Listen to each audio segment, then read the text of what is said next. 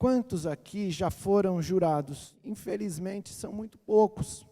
Sabe, eu tenho sentido falta de vocês lá no tribunal do júri. Iniciou-se um julgamento no primeiro tribunal do júri, em que um policial militar estava sendo acusado de ter assassinado um jovem da periferia, chamado Alex de Moraes. Ele foi morto com um disparo de arma de fogo na cabeça, por volta das 2h30 da madrugada, na véspera de feriado, era dia 11 de outubro de 2015, disparo efetuado por um policial militar com uma arma fria, na linguagem da gíria policial, uma cabrita, aquela arma que não é da corporação, aquela arma que não tem numeração, né, aquela arma que não é permitida a um policial militar usar no trabalho, e, aliás, não é permitido a ninguém usar uma arma fria. Esse jovem foi assassinado lá em Sapopemba. Ele deixou um garoto de 9 anos, a mãe dele, algum tempo depois, faleceu. A Polícia Civil de São Paulo investigou o caso, concluiu pelo indiciamento desse policial. As provas eram muito robustas, havia imagens de uma câmera de segurança que filmaram o momento em que esse jovem foi alvejado. A Polícia Militar do Estado de São Paulo, através da sua Corregedoria Geral, investigou esse caso e fez uma investigação profunda, diga-se de passagem. As provas eram insofismáveis. Esse policial efetuou um disparo que não pretendia atingir o Alex de Moraes, pretendia atingir 2 indivíduos que estavam numa motocicleta e que não atenderam a ordem de parada da polícia.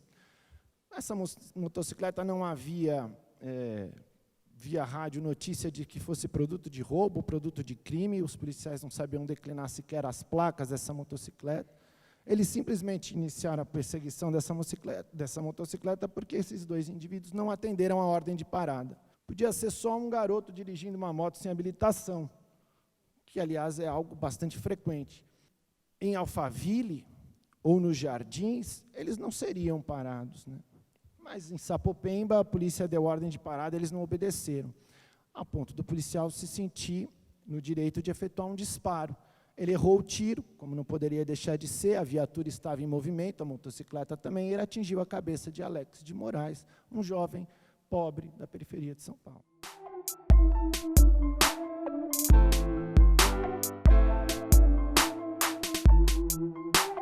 Eu estava, como representante do Ministério Público, promotor de justiça, fazendo a acusação desse policial militar ali. É o meu trabalho. Eu não sou conivente com a violência policial. Mas eu estava lá, meus amigos, absolutamente só. Na plateia, havia muitos amigos do policial, havia muitos policiais militares, colegas dele de batalhão, alguns fardados, outros não. Eles lotavam o auditório. Não era um auditório tão grande quanto esse, mas cabia bem ali umas 70, 80 pessoas. Não tinha ninguém. Não tinha ninguém. Nem mesmo as pessoas que costumam dizer que o Ministério Público é conivente com a violência policial estavam lá. Na plateia, só havia torcedores do policial. No júri, foram sorteados 7 pessoas. 7 pessoas comuns da população. 7 pessoas que eu não conheço. 7 pessoas que representam as diferentes camadas da sociedade de São Paulo. Não são homens de terno ou juízes togados que vão decidir essa questão. São pessoas da população. Essas pessoas, e durante toda a fala da defesa, não se questionou o disparo. O disparo contra os indivíduos da moto, todos achavam que era razoável ali. 2 indivíduos fugindo da polícia em Sapopemba à noite, boa coisa não era. Esse era o discurso da defesa. O que questionava a defesa é que foi uma infelicidade aquele disparo atingir a cabeça de um inocente. Sabem qual foi o resultado do júri? À 1h, o júri começou à 1h, e apesar de todos os meus esforços, o policial foi absolvido. havia câmeras que filmaram a ocorrência. Sabem o detalhe que é a cereja do bolo? Esses policiais apresentaram essa ocorrência na delegacia de polícia e perante os superiores hierárquicos da polícia militar como um atropelamento. A vítima tinha um projétil de arma de fogo dentro da cabeça. Eles apresentaram como atropelamento. E os jurados entenderam que o único erro foi a fraude processual. Foi ter apresentado como atropelamento o que deveria ter sido apresentado como um disparo.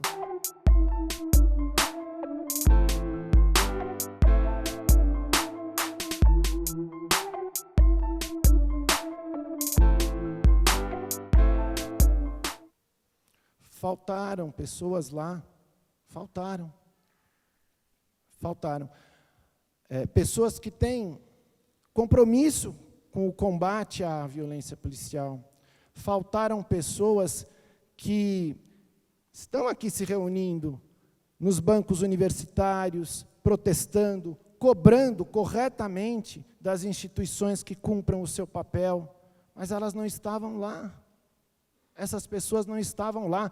E eu não tenho como saber qual o resultado do julgamento de todos os 7 jurados, porque, como manda a lei, o juiz que preside a sessão, ele vai abrir somente até obter o 4º voto. Então, logo ele obtenha o 4º voto, a maioria, ele encerra a votação. E nós nunca saberemos o que mais havia ali, naquela urna. Eu não posso dizer que aquelas 7 pessoas absolveram esse policial, que, aliás, diga-se de passagem, já foi expulso da Polícia Militar. Portanto, a instituição Polícia Militar, naquilo que lhe compete, cumpriu o seu papel. Ele foi expulso. Ele já foi julgado como ex-policial militar. Eu não tenho como dizer que os 7 absolveram, até porque eu vi pelo menos 2 votos favoráveis à tese da acusação, que era de responsabilizá-lo por homicídio intencional, doloso, porque atirou para matar os integrantes da moto. O que houve foi um erro de execução, um erro de pontaria, porque atingiu uma pessoa que passava por ali. Mas a pena é rigorosamente a mesma, diz o Código Penal. Mas eu posso afirmar que, majoritariamente, aqueles jurados entenderam que o único erro daquele policial foi ter apresentado aquela ocorrência como atropelamento. Portanto, meus amigos, assim como eu fui convidado para vir aqui e aceitei com muita honra esse convite, eu também quero fazer um convite aqui, que os senhores se levantem dos bancos acadêmicos, se levantem do proselitismo político apenas e cumpram um papel social efetivo. O Tribunal do Júri é popular, participa quem quer, vai quem quer. O julgamento se realiza a portas abertas. O júri é nulo se o juiz determinar que as portas sejam fechadas. Então é preciso que a população faça valer os seus direitos, seja na assistência, seja na plateia, porque a plateia só tinha policiais militares ali. Eles foram. Os jurados viram, mas os jurados só viram um único representante, e eu faço questão de registrar aqui, do Centro de Direitos Humanos de Sapopemba, Daniel, que ali esteve até 1h, me abraçou ao final do julgamento.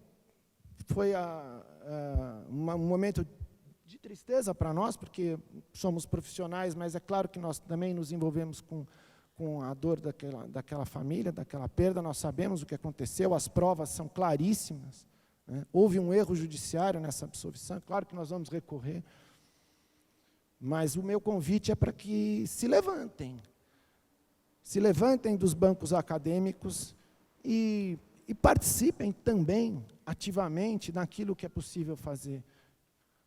Isso faz diferença. Eu não digo apenas no júri, eu digo a presença no julgamento, a presença da população que está sendo vitimizada no julgamento, isso também impressiona os jurados.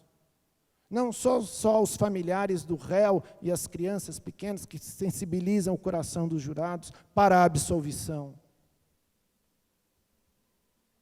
É preciso lembrar também que a presença da população ali sensibiliza os jurados em relação à dor da vítima, do sangue derramado, esse sangue que aqui se pretende estancar do genocídio.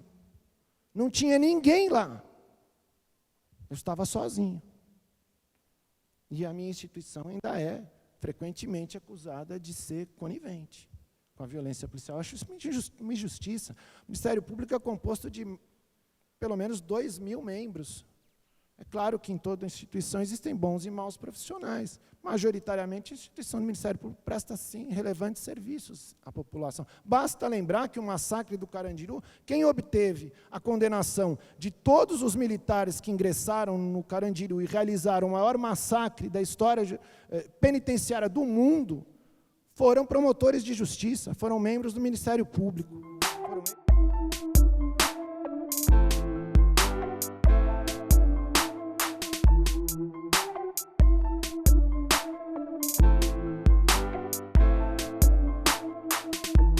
Foram eles que conseguiram uma condenação, diga-se de passagem, dificílima, porque na época não foi feito o exame de confronto balístico, e não é possível saber, até hoje, não existe como se saber, qual policial matou qual preso. Então, é bastante razoável o argumento da defesa quando diz: este policial está sendo acusado da morte de mais presos do que munições que ele tinha com ele. E os promotores conseguiram assim mesmo. O Ministério Público é essa instituição que é frequentemente acusada de conivência com a violência policial. Portanto, meus amigos, essa disputa institucional não leva a lugar nenhum. Disputa entre a Polícia Civil e a Polícia Militar para ver quem investiga, quem, né, o doutor Mariano sabe disso, aquela dificuldade de compartilhamento de informações, disputa entre o Ministério Público e Defensoria Pública, isso é uma bobagem. Nós temos que nos irmanar, nós temos que nos unir, nós temos muita dificuldade em relação à investigação de um crime praticado por um agente do Estado, por uma razão muito simples. O autor do crime, o assassino, ele tem ampla possibilidade de alterar a cena do crime, fazer o que ele quiser naquele local. Ele pode plantar arma que não existe, ele pode recolher munições, cápsulas, ele pode alterar a cena, ele pode efetuar, como aconteceu no Rio de Janeiro, também foi filmado, disparos com a mão do cadáver, numa arma fria, para que haja um resultado de residuográfico positivo.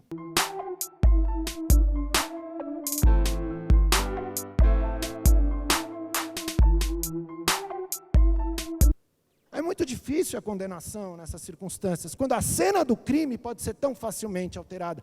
Mais uma vez, a população precisa ajudar, porque hoje todo mundo tem um celular, você pode filmar.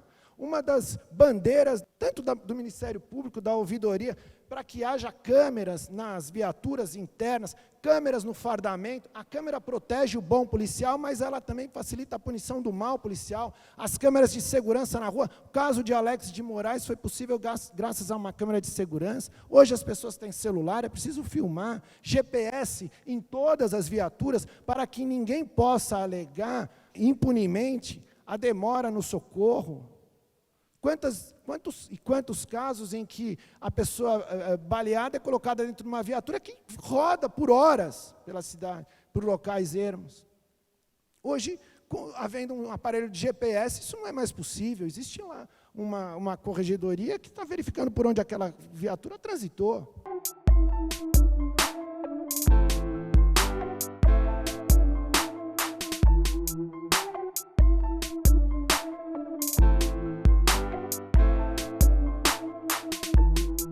Então, é preciso uma união de esforços. E a sociedade tem participação nisso. Muito mais do que apenas a crítica, uma contribuição efetiva. Temos um objetivo comum. E eu, para encerrar, quero também fazer um convite. Nós estamos, e as pessoas não estão se dando conta do que isso efetivamente significa. Nós estamos às vésperas do maior retrocesso legislativo da história do país. No pacote anticrime do ministro da Justiça, existe um item que diz respeito à legítima defesa, e que diz que todo o excesso decorrente de violenta emoção, surpresa ou medo, pode o juiz reduzir a pena pela metade ou simplesmente deixar de aplicar a pena.